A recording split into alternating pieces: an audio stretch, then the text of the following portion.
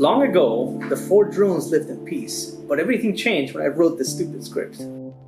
This is the time of the year when DJI releases new products, and the new product of this year is the DJI Mini 3. Unfortunately, the Mini 3 has a lack of features compared to the Mini 2, and there's a lot of things that the Mini 2 can do that the Mini 3 absolutely can, and we're going to go through it in this video.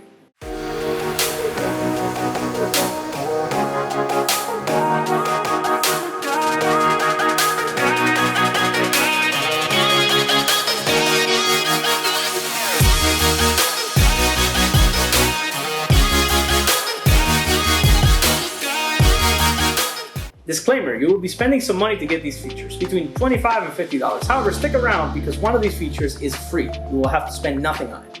The Mini 2 has been around long enough to get a software development kit release. If you don't speak nerd, that means that DJI has opened up the drone so that you can write software for it. In this case, we're going to use a third-party application called Litchi, which costs you $25. First up, DJI consumer products like the Mini 2 and the Air 2S don't have support for Waypoints and TapFly. Waypoints allows your drone to fly through a set of points while recording or shooting video, and Tap to Fly allows your drone to fly in a straight line while you control the camera.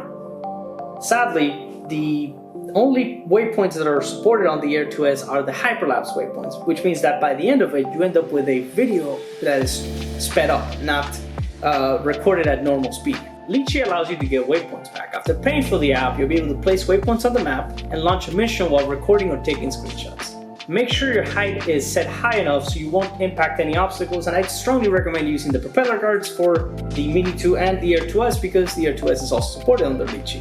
Disclaimer, the default behavior with Litchi is for your drone to climb straight up to the target height and then go to the first waypoint, throughout the waypoints, and then land at your final waypoint. I strongly recommend choosing an area that has a lot of space, not a home, because otherwise you'd hit the roof. And I strongly recommend you place a final waypoint near your original destination so your drone flies back. Make sure there's no obstacles between these two paths. Once you've placed your waypoints and you're ready, put your drone into N mode, press the record button, and press the play button, and your drone will take off and begin its waypoint path. You'll get a beautiful video at the end of it. Hopefully you'll have a lot of fun.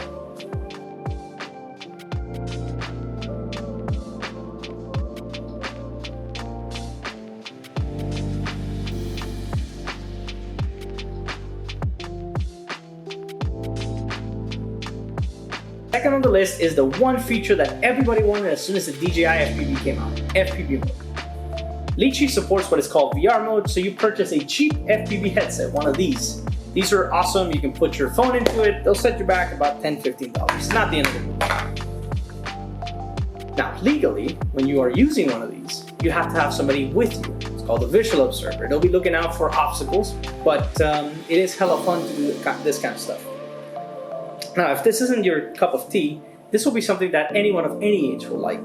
If you do a waypoints mission, you can actually set it to FPV mode and hand it over to one of your youngins in the family or the elders in the family, and they will like it because they can just control the camera using your standard controller. You can still use the left, right, and your gimbal control clearly. And as you look up and down, the actual drone's up and down gimbal will move. So you'll be able to capture some amazing footage. And if you're recording, you can put it up on the TV once everybody gets home.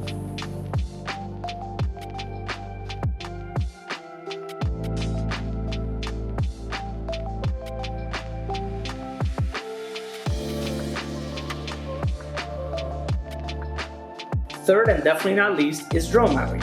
Now, unfortunately, DJI products like the Mini 2, the Mini SC, the Air 2S, the Air 2, and dozens of others are not supported in mapping applications because they don't have support for waypoints. Now, there is a free application called Drone Harmony that allows you to do this. They don't offer a lot of stuff for the free version, but it's free. So if you get into it, you can always unlock some nice paid stuff. You can do commercial work with them. It's pretty cool.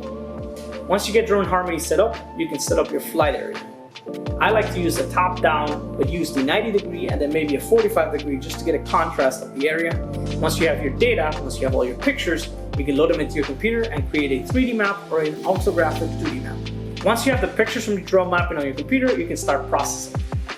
This can be done through a variety of software. The ones I actually like are Alice Mushroom, Agisoft, and WebODM. Alice Mushroom is completely free. You have to pay nothing. You go online, You get the software, you load your pictures into it, and you can create a 3D model.